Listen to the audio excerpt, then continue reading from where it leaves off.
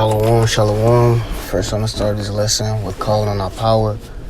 Call Halal, Yahweh Bahasham, Yahweh Shah Bahasham Rakah Kadash. And double honors to the elder apostles of Great Millstone who rule and teach well. And shalom to the hopeful elect across the four corners of the earth. Coming back with another quick exhortation. Basically to get on the topic of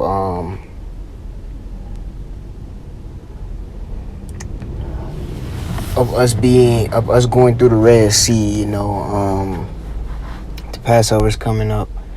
And I was gonna get into a few lessons about that, about how we were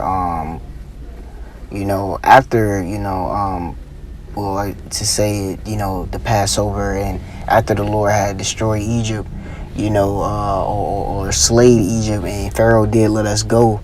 That's more of what I'm gonna get into today. Mostly about when we started to leave Egypt. So I'm gonna get Exodus 13 and 15, and it came to verse 15. And it came to pass when Pharaoh would hardly let us go, that the Lord slew all the firstborn in the land of Egypt, both the firstborn of man and the firstborn of beasts. Therefore I sacrifice to the Lord all that open up the matrix, being male, but all the firstborn of my children I redeem. Okay, so the Lord, after Pharaoh hardened his heart, the Lord kept saying to let my people go, but he still hardened Pharaoh's heart. The Lord slew all the firstborn, and that's going back into why we have this Passover. That was the beginning of it, is so to put the lamb, to sprinkle it upon a doorpost, so that the Lord can look over our houses, basically. That's why that happened. And that's spiritually what's happening now. It's the Passover coming up, but that's what it was for. Okay. So the Lord delivered us out of Egypt by doing that, by killing those firstborns, because so Pharaoh would let us go. Okay. Verse 16. And it shall be for a token upon thine hand, and for frontlets between thine eyes, for strength of hand, the Lord brought us forth out of Egypt. Okay. And it came to pass when Pharaoh had let the people go, that Yahweh led them not through the way of the land of the Philistines, although that was near. For Yahweh said, lest peradventure the people repent when they see war, and they return to Egypt. But Yahweh led the people about through the way of the wilderness of the Red Sea, and the children of Israel went up harnessed out of the land of Egypt. Okay, so we ended up going through not the land of the Philistines, but we ended up going through the way of the Red Sea. Verse 19, and Moses took. Okay, so with us going through the way of the Red Sea, that's the story that you hear about today. Moses parting the Red Sea and us being delivered out of. We literally was delivered. Okay, it started off with the Lord killing. Well, first he sent plagues. Then he sent the ultimate death to the firstborns. And then after that, hold on, give me a second.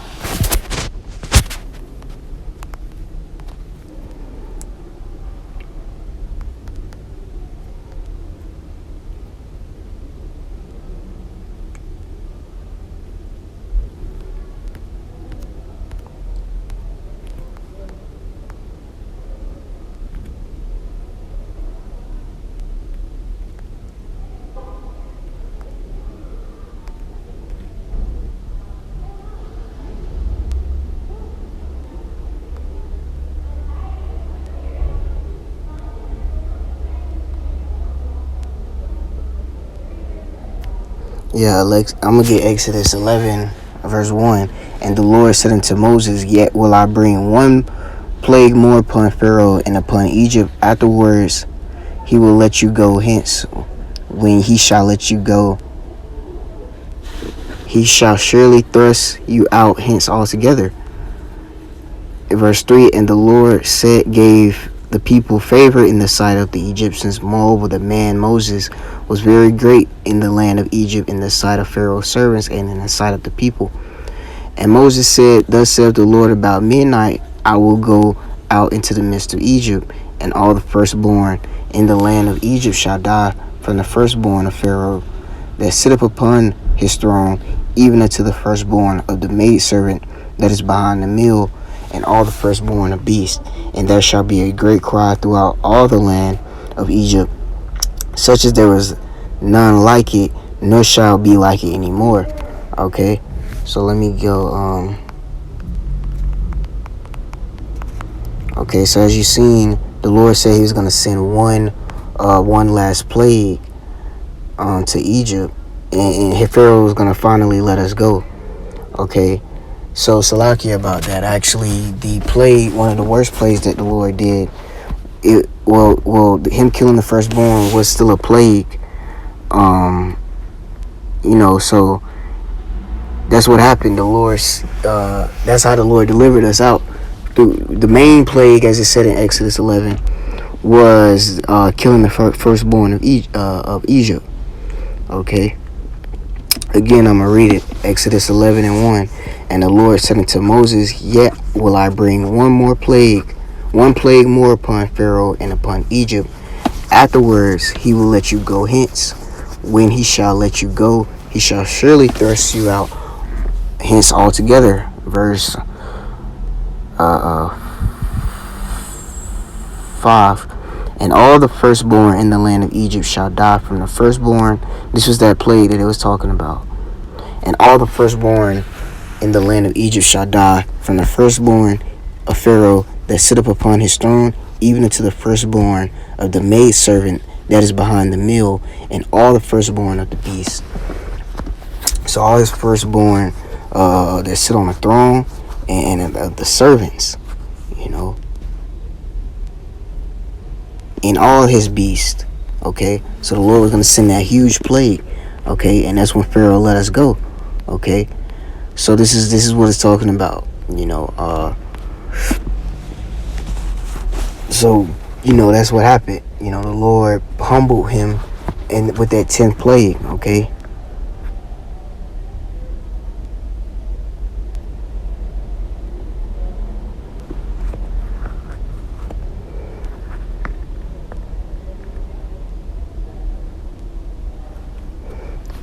Alright, so let me go back to Exodus 13:18.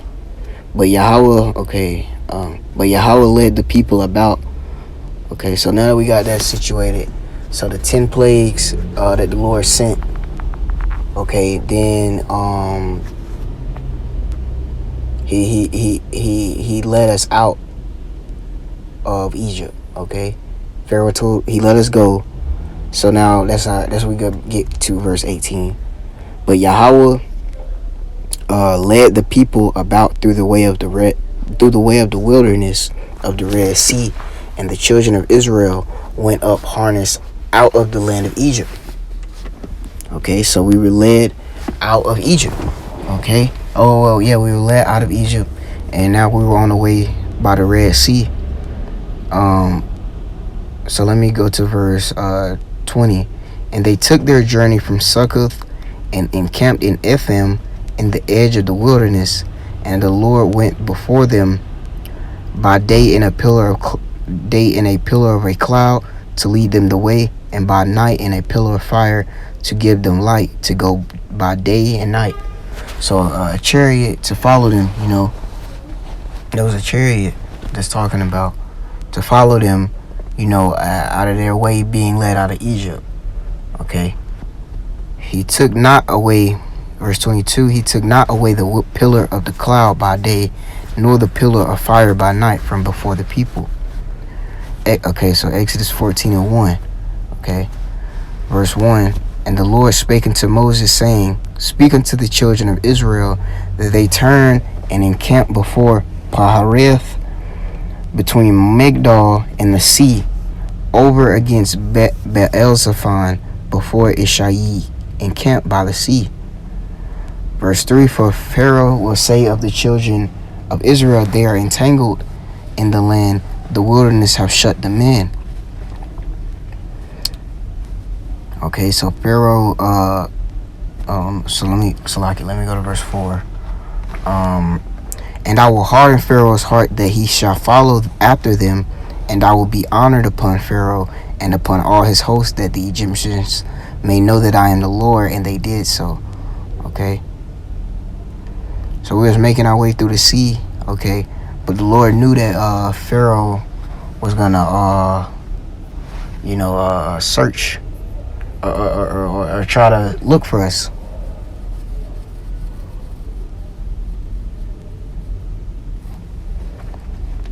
Okay. And so he was gonna harden Pharaoh's heart, so basically he can change his mind, basically.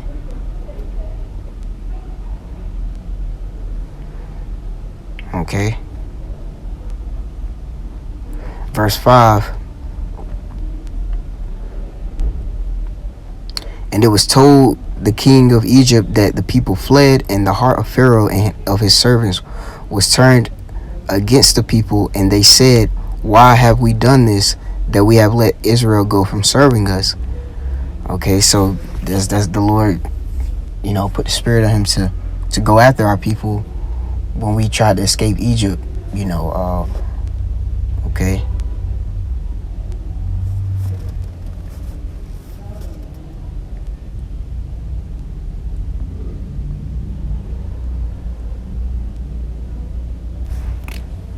Verse 6, and he made ready his chariot and took his people with him. Verse 7, and he took 600 chosen chariots and all the chariots of Egypt, and captains over every one of them. So he had a lot of chariots to come after our people, man. His heart was hardened. And this is where you get the huge story of Moses parting in the Red Sea. Verse 8, and the Lord hardened the heart of Pharaoh, king of Egypt, and he pursued after the children of Israel. And the children of Israel went out within high hand, but the Egyptians pursued after them, all the horses and chariots of Pharaoh, and his horsemen, and his army, and overtook them encamping by the sea, beside Pahareth, before Baal-zephon. And when Pharaoh drew nigh, the children of Israel lifted up their eyes, and behold, the Egyptians marched them, and they were sore afraid, and the children of Israel cried out unto the Lord. Okay, so we needed our power, man. The same thing spiritually what we're doing right now. Okay, sighing and crying about all the abominations be dead. Well, that's the prophets,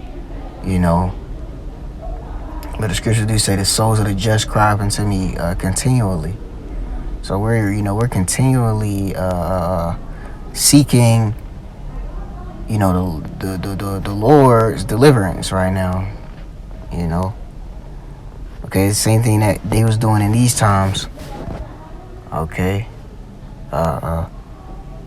That's the same thing that was going on then. Okay, the Egyptians was marching after them, and they cried after the Lord, man. Verse 11. And they said unto Moses, because there were no graves in Egypt, hast thou taken us away to die in the wilderness? Wherefore hast thou dealt with us to carry us forth out of Egypt?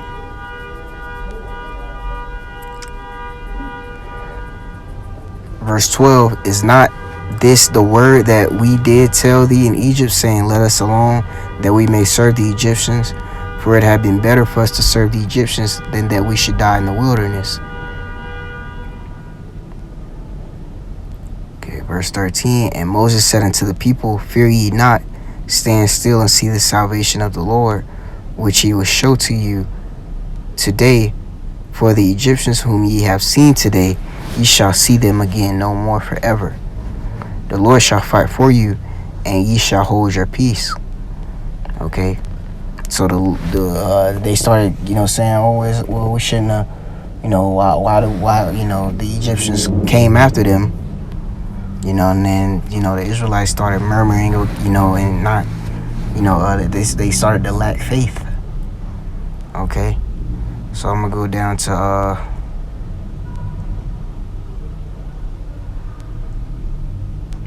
verse 7. I'm gonna go to verse Salakia.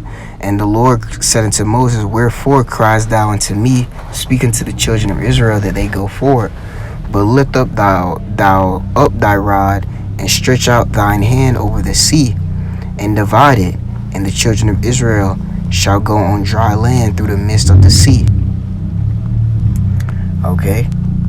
So as they're going through it, the Lord told Pharaoh to stretch out his hand over the sea, okay, and divide it. Okay, verse 17. And I, behold, I will harden the hearts of the Egyptians, and they shall follow them, and I will get me honor upon Pharaoh, and upon all his hosts, upon his chariots, and upon his horsemen. And the Egyptians shall know that I am the Lord, when I have gotten me honor upon Pharaoh, upon his chariots, and upon his horsemen. Okay, and that's what the Lord very much did. He's always he could have easily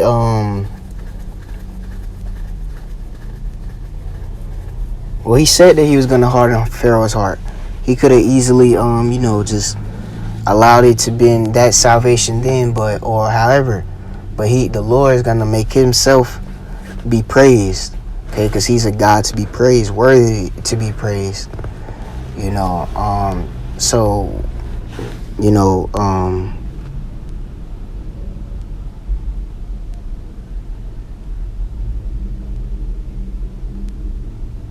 That's what he was saying. He was gonna get his glory. The Lord was gonna get his glory. Verse 19. And the angel of Yahweh, which went before the camp of Israel, removed and went behind him, and the pillar of cloud went from before their face and stood behind them. So let me skip down to verse 21. Well, no, verse 20. And it came between the camp of the Egyptians and the camp of Israel, and there was a cloud and darkness to them, but it gave light by night to these, so that the one came not near the other all the night. Verse 21. And Moses stretched out his hand over the sea, and the Lord caused the sea to go back by a strong east wind all that night, and made the sea dry land, and the waters were divided. And the children of Israel went into the midst of the sea upon the dry ground, and the waters were a wall unto them on their right hand and on their left. Okay, so that's the story of Moses splitting the sea, and that's physical. It says it's on, it was a wall on them on their left and on their right and on their left. So that's so physical. It's just a miracle that the Lord did that, But that's the story of the Lord allowing Moses to split up the Red Sea, for our people Israel. Okay, because the Lord said he was gonna get his glory and honor. That's like you taking away the honor. The Lord said he was gonna get his fame in that day. Well, he get his fame every day, but that's something that I know it sounds crazy, but that's the point, is that the Lord said he was. Let me get that verse again. Verse 17. And I behold, I will harden the hearts of the Egyptians, and they shall follow them, and I will get me honor upon Pharaoh and upon all his hosts, upon his chariots and upon his horsemen. Okay, so the Lord knew that he was going to follow us, but the Lord had it planned to where, Moses was going to split the Red Sea. Okay, verse 23.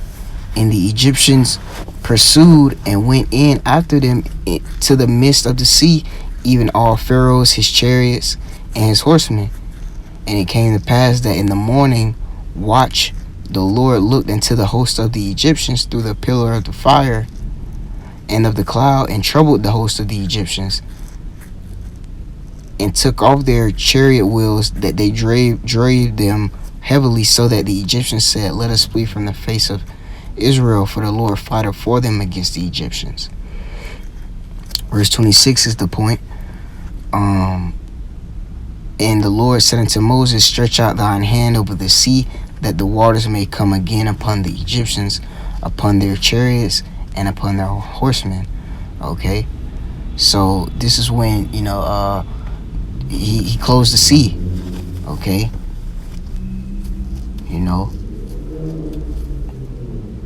he closed the sea again. Okay, verse 27, and Moses stretched forth his hand over the sea, and the sea returned to its strength when the morning appeared, and the Egyptians fled against it. And the Lord overthrew the Egyptians in the midst of the sea. Okay.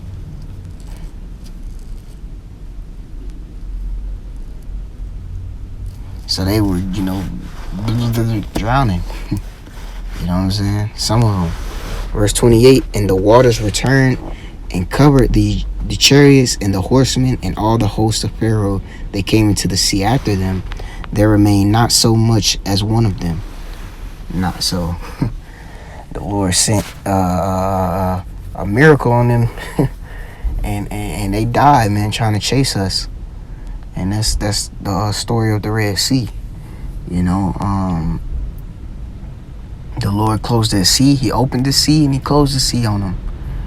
And they died, man, trying to follow us. And I got, that was the 10th plague that the Lord had sent on Pharaoh after hardening his heart. And he finally let our people go. Okay. Verse 29. But the children of Israel walked upon dry land in the midst of the sea, and the waters were a wall unto them on their right and on their left. Thus the Lord saved Israel that day out of the hand of the Egyptians. And Israel saw the Egyptians dead upon the seashore.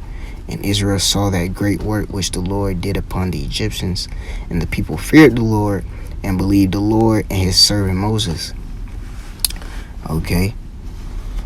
So, we were straight, but they wasn't, we was walking on dry ground, but they wasn't,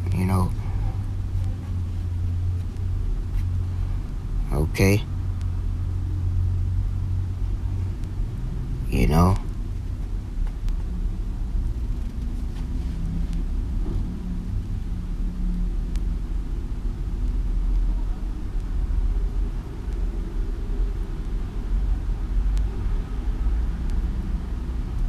So, with that, Lord's willingness is edifying, man. That's the story, man. Lord's willingness is edifying. I'm ending this lesson off with calling on our power.